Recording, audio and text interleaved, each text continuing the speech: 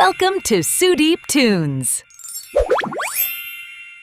ये कहानी है रत्नपुर नाम के एक बहुत ही सुंदर गांव की। चारों तरफ ऊंचे पहाड़, ठंडी हवा और हरे भरे जंगल। इस गांव में सोहन नाम का एक लकड़हारा अपनी पत्नी रूपा और 2 बच्चों सुमन और सुशील के साथ रहता था। सोहन का पूरा दिन जंगल में लकड़ियां काटने में बीतता था। वो बहुत गरीब था। रोज की तरह सोहन सुबह अपनी कुल्हाड़ी लेकर जंगल लकड़ी काटने में जा रहा था। तभी रूपा उसके पास आई। सुनिए, आज सुमन और सुशील के स्कूल में फीस भरने का आखिरी दिन है। मास्टर जी ने कल ही कह दिया था कि अगर आज पैसे नहीं आए तो वे बच्चों को स्कूल में बैठने नहीं देंगे। मुझे पता है रूपा, पर घर में तो 1 रुपया भी नहीं है। लकड़ियां बेचकर जो थोड़े बहुत पैसे मिले थे वो तो राशन में ही खत्म हो गए। आप सेठ करोड़ीमल से बात क्यों नहीं करते? आपकी पुरानी पगार अभी भी उसके पास बाकी है। अगर वो पैसे दे दे तो बच्चों का साल बच जाएगा। तुम ठीक कह रही हो। आज मैं उससे हाथ जोड़कर विनती करूंगा। अपने बच्चों की पढ़ाई मैं बीच में नहीं रुकने दूंगा। सोहन जंगल पहुंचा। वहां उसके जिगरी दोस्त बिरजू, शंभू और माधव भी लकड़ियां काट रहे थे। दोपहर में सब एक पेड़ के नीचे बैठ गए। सोहन भाई, आज बहुत परेशान लग रहे हो, क्या बात है? वही गरीबी की मार भाई। बच्चों की फीस भरनी है पर जेब खाली है। सेठ से पगार मांगने की हिम्मत जुटा रहा हूँ। उस पत्थर दिल सेठ से? अरे भाई, वो तो हम गरीबों का खून चूसता है। कल मैंने उससे अपनी बीमार माँ के लिए थोड़े पैसे मांगे तो उसने मुझे धक्के मारकर बाहर निकाल दिया। बोला, काम करो तो पैसे मिलेंगे, बीमारों के लिए मेरे पास खजाना नहीं है। सच कह रहे हो। वो सेठ हम सबकी मेहनत की कमाई दबाकर बैठा है। पता नहीं भगवान हमें इस गरीबी से कब निकालेगा। शाम को सोहन कांपते कदमों से सेठ करोड़ीमल की बड़ी हवेली पहुंचा। सेठ अपने मखमली गद्दे पर बैठा हुक्का पी रहा था। सेठ जी राम राम। बड़ी मुश्किल में हूँ। बच्चों की स्कूल की फीस देनी है। मेरी पिछली पगार जो आपने रोक रखी थी, अगर वो आज मिल जाती। अरे वो सोहन, पगार मांगने आ गया? तुझे पता है बाजार में लकड़ी का भाव कितना गिर दिया है? जो लकड़ियां तू लाया था वो तो गोदाम में सड़ रही हैं। उल्टा तुझे मुझे जुर्माना देना चाहिए। सेठ जी ऐसा मत कहिए।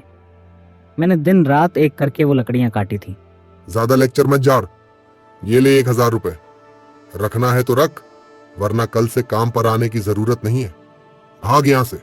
सोहन का दिल टूट गया। वो खाली हाथ और उदास मन से जंगल के रास्ते घर लौट रहा था। तभी अचानक मौसम बदल गया। आसमान काला पड़ गया और तेज तूफान चलने लगा। तभी सामने से जंगली भालू का एक खूंखार झुंड सोहन की तरफ दौड़ने लगा। कोई बचाओ, ये भालू तो मुझे मार डालेंगे। सोहन जान बचाने के लिए एक पहाड़ी की तरफ भागा और एक ढलान से नीचे गिर गया। गिरते ही उसे एक छिपी हुई गुफा दिखाई दी। वो फौरन उसके अंदर घुस गया। गुफा के अंदर का नजारा देखकर सोहन दंग रह गया। गुफा में बहुत अंधेरा था। गुफा के ठीक बीच में एक पत्थर के ऊपर एक सुनहरी जादुई टोकरी रखी थी। टोकरी के अंदर से तेज रोशनी भी आ रही थी। जैसे ही सोहन टोकरी के पास जाता है, धुआं उठता है और एक विशाल जिन प्रकट होता है। रुको, कौन हो तुम और यहाँ क्या करने आए हो? महाराज मुझे माफ कर दें। मैं कोई चोर नहीं हूँ। मैं तो बस जंगली भालू से अपनी जान बचाने के लिए यहाँ आया था। मैं एक गरीब लकड़हारा हूँ। सोहन, डरो मत। मैं तुम्हारी ईमानदारी से बहुत खुश हूं। मैंने देखा है कि तुम खुद भूखे रहकर दूसरों की मदद करते हो। ये जादुई टोकरी अब तुम्हारी है। ये एक अक्षय टोकरी है। इसमें तुम जो भी एक चीज डालोगे वही बार बार बाहर निकलती रहेगी। सोहन टोकरी लेकर चुपके से घर पहुंचा। उसने रूपा को पूरी कहानी सुनाई। रूपा को यकीन नहीं हुआ। क्या सच में ये काम करती है? अभी देखते हैं। हमारे पास वो चंदन का छोटा सा टुकड़ा रखा है ना, जो दादाजी ने दिया था। लाओ उसे।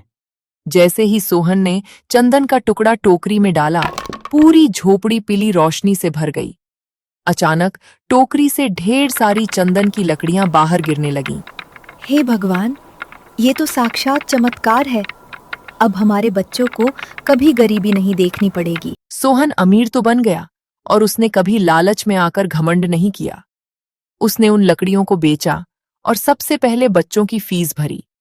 फिर उसने अपने दोस्तों बिरजू, माधव और शंभू को बुलाया।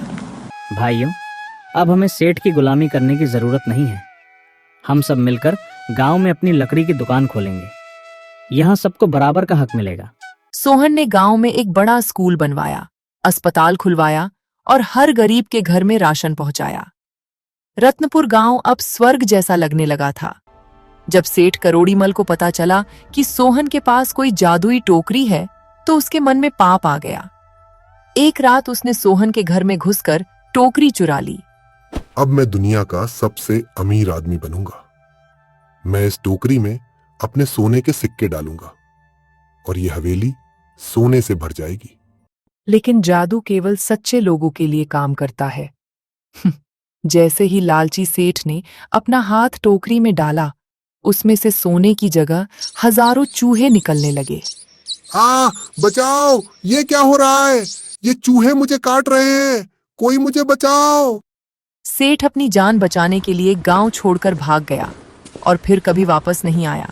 सोहन ने टोकरी वापस ली और उसे उसी गुफा में छोड़ दिया ताकि कोई और उसका गलत फायदा ना उठा सके। उसे अब टोकरी की जरूरत नहीं थी, क्योंकि गांव के लोग अब खुद मेहनत करके खुश रहने लगे थे। बच्चों, याद रखना, सबसे बड़ा जादू हमारी मेहनत और ईमानदारी में होता है। जो दूसरों का भला करता है, ऊपर वाला उसका हाथ कभी नहीं छोड़ता। और इस तरह रत्नपुर गांव हमेशा के लिए खुशहाल हो गया।